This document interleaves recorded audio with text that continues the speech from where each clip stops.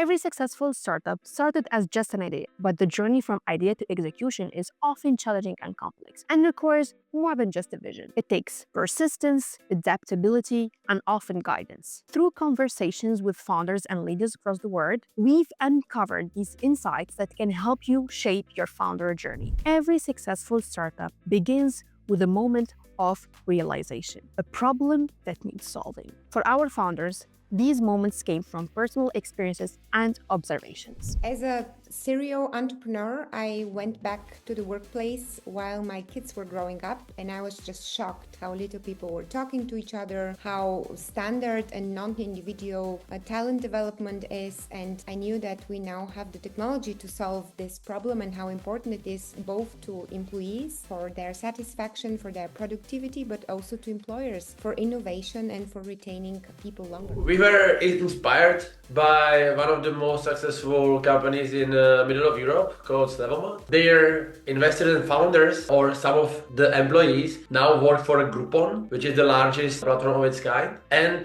because I fallen in love with Sri Lanka and South Asia from 2015, we saw the potential here. And as we were coming here every year for longer and longer periods, then we finally moved to Sri Lanka 2 years ago with the whole family. So we are combining like the passion for the country, culture, people, and the passion for the business, which we loved. The excitement of a new idea can be intoxicating, but this early stage is crucial for every founder. It's where many businesses take their first wrong turn, rushing into solutions without understanding the problem they're trying to solve.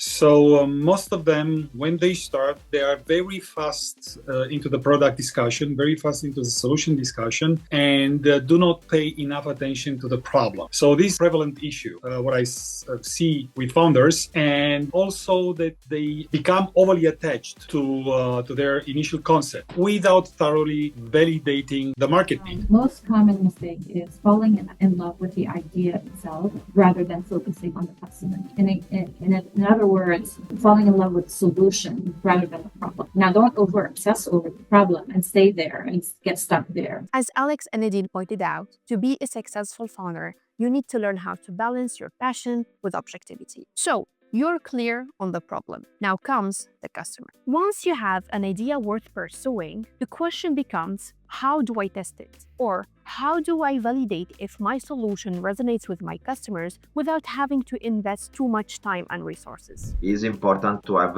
some customer validation, because the customer is like a proof that your idea potential is very interesting, important. And so it's important that you have some, for example, letter of intent from potential customers. That's the idea.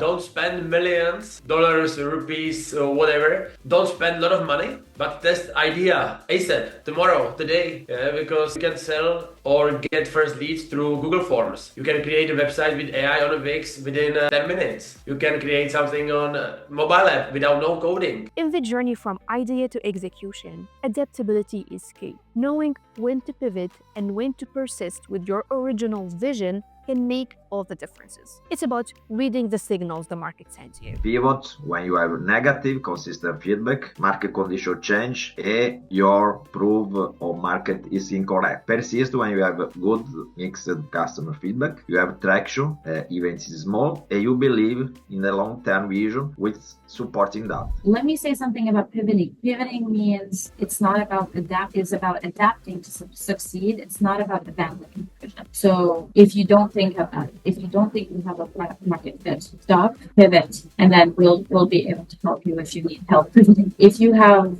persistent feedback gaps, so the user or customer feedback that consistently points to a different need or a problem, again, pivot. If your model is unscalable, pivot. If you have a strong or high competitive overlap, pivot.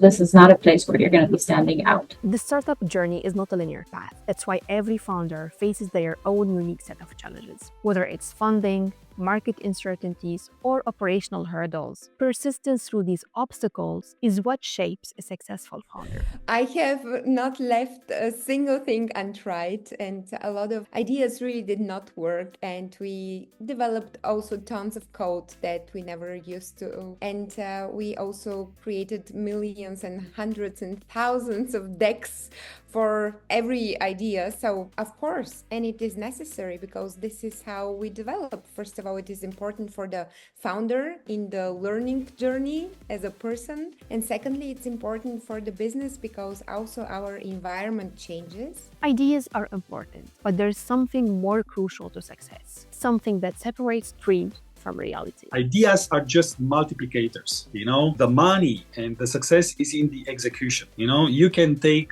it's a weak idea, but with a brilliant execution you can still build something meaningful. But with a brilliant idea with a very bad execution, you multiply 0 with 1,000, instead of an idea which is a 2, not 1,000, you multiply it with 1 million because the execution is 1 million worth, and you have 2 million instead of 0 with a great idea. So as we say, ideas are dime a dozen, and the truth lies in the ability to execute brilliantly, the ability to inspire people to team up with you, the ability to attract talent, and retain talent. So many things, are contributing to the ultimate success, entrepreneurial success. So not only the idea. Let's be honest, building something meaningful isn't supposed to be easy. But every successful business you see started with a founder who decided to take the first step. They faced the same obstacles, the same uncertainties as the ones you're facing now. But the question is, are you ready to take the first step to turn your idea into a reality? To know how the Founder Institute helped you get there, visit